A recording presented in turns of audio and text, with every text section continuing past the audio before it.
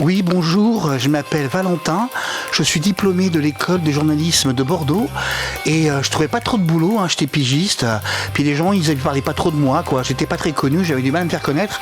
Alors ce que j'ai fait pour me faire connaître, c'est que je me suis fait recruter comme adjoint de sécurité dans la police nationale, et puis pendant 6 mois j'ai travaillé, j'ai touché un salaire d'adjoint de sécurité, et puis 6 mois après j'ai décidé de pas renouveler mon contrat parce que ça dure 6 mois, et ensuite j'ai écrit un livre là-dessus pour dénoncer combien les policiers ils sont méchants. Vous allez vous dire, mais qu'est-ce qu'il débloque encore, Clairotte? Qu'est-ce qu'il nous raconte?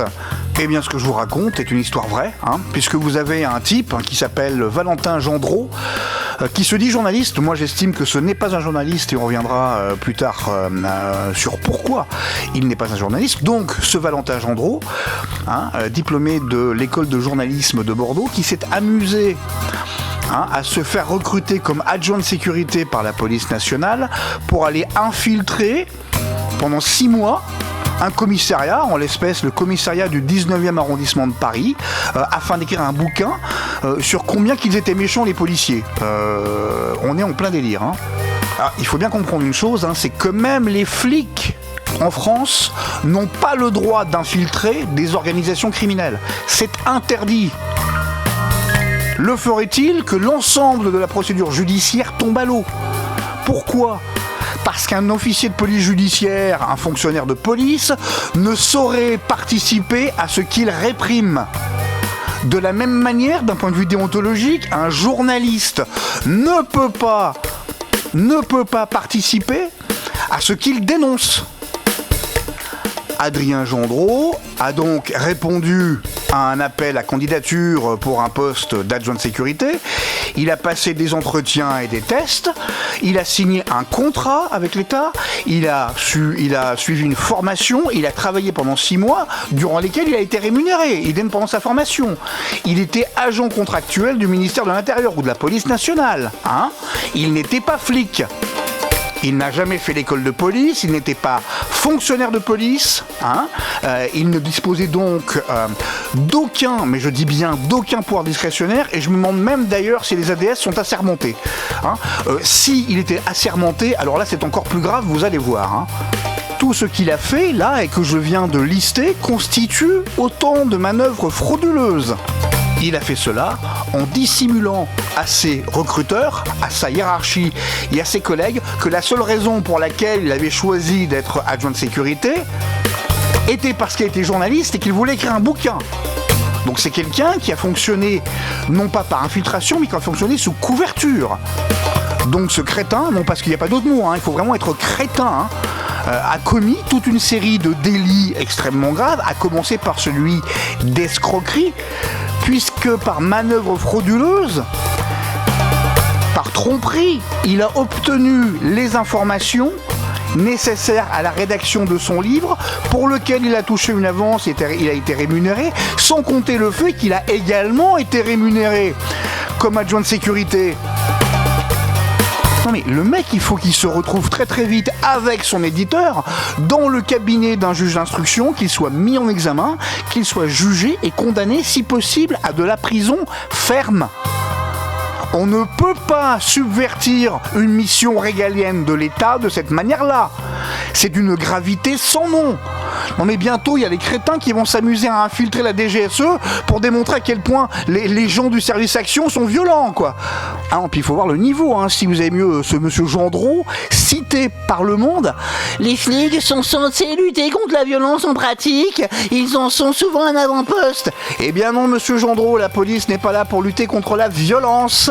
Cela n'a rien à voir. Si toute violence... non, d'ailleurs, d'une, parce que toute violence n'est pas forcément illégale, la preuve, il y a l'usage légitime de la force, il y a la légitime défense qui est l'imposition d'une violence légitime, voilà, donc ils sont pas censés lutter contre la violence. Et puis surtout, fort heureusement, en France encore, la plupart de la délinquance n'est pas violente. Il y a des vols sans violence et il y a des vols avec violence. La violence est généralement une circonstance aggravante. ou bien elle est consubstantielle au délit, mais les flics ne sont pas là pour lutter contre la violence. Les flics, ils sont là pour faire deux choses: s'assurer du respect de la loi dans l'espace et la voie publique et du bon ordre public, ça c'est la première chose. La deuxième chose, c'est procéder à des enquêtes judiciaires, il y a des actes judiciaires saisis par un procureur de la République ou par un juge d'instruction. Point final. Et il en a marre de tous ces petits crétins qui croient que la vie est un éternel selfie et qu'ils peuvent se mettre en scène dans toutes les situations possibles et imaginables, par tous les moyens possibles et imaginables. Continuons à citer Monsieur Gendreau. Ouvrez les guillemets. Je surveille les alentours. Personne ne doit les déranger. J'ai la mâchoire contractée. Je garde les mains posées sur les hanches. La gauche à quelques centimètres de mon flingue. Face à moi, les potes du gringalet me fixent un air hostile. Je transpire et frissonne. L'adrénaline monte. Mon cœur tambourine. Fermez les guillemets. Le travail de la police nationale ne peut pas faire l'objet d'un traitement journalistique gonzo. Putain, c'est pas possible ça. On n'en a rien à cirer de l'expérience de Monsieur Gendreau, d'autant que rien ne vient nous prouver que ce qu'il raconte est vrai et que nous ne disposons d'aucun moyen de pouvoir vérifier si ce qu'il avance est vrai. Et Monsieur Gendreau pourrait très bien avoir tout bidonné. Hunter S. Thompson, d'une, lui savait écrire, ce qui n'est pas le cas de M. Gendreau, et deuxièmement, son journalisme gonzo ne concernait que ses propres tribulations, alors qu'il fumait des Denil, buvait du Chivas et se grillait le cerveau avec toutes les drogues possibles et imaginables. Et ce n'était pas paru sous forme de livre sur un sujet sérieux comme la police, mais dans Rolling Stone ou dans des romans plus ou moins autobiographiques hallucinés, voire hallucinatoires.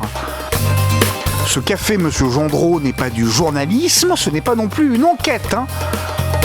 C'est délictueux, c'est irrecevable.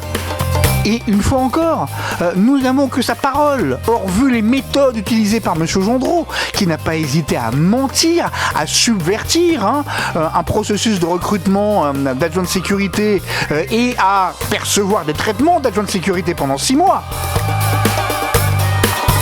quel crédit pouvons-nous donner à sa parole? Strictement aucun. Donc Monsieur Gendreau, juge d'instruction, tribunal, prison. Sans compter que ce type de comportement totalement antidéontologique aura sans doute pour premier résultat que Monsieur Gendreau doit voir sa carte de presse, s'il en a une, retirée immédiatement. Sans compter que cela jette encore plus de discrédit sur une profession qui n'en a pas vraiment besoin, celle de journaliste. Donc, si M. Gendreau voulait faire une enquête sur ce commissariat, il y avait deux possibilités. Soit demander officiellement au ministère de l'Intérieur à y être intégré et donc de suivre les policiers et de reporter ce qu'ils voyaient. Voilà. Soit alors de s'attacher à recueillir des témoignages d'anciens agents de sécurité, d'anciens policiers, d'anciens interpellés, etc., etc., etc. Et donc de faire là un vrai travail d'enquête, parce que c'est ça une enquête. Journalistique, c'est recueillir des témoignages, recueillir des faits et vérifier leur véracité, non pas se mettre en scène soi-même, de manière parfaitement victimaro-militante, je suis tellement agent secret, regardez, je suis trop génial, parce que là, Monsieur Gendreau, encore une fois, rien ne vient valider votre parole, rien ne vient nous dire que ce que vous dites est vrai.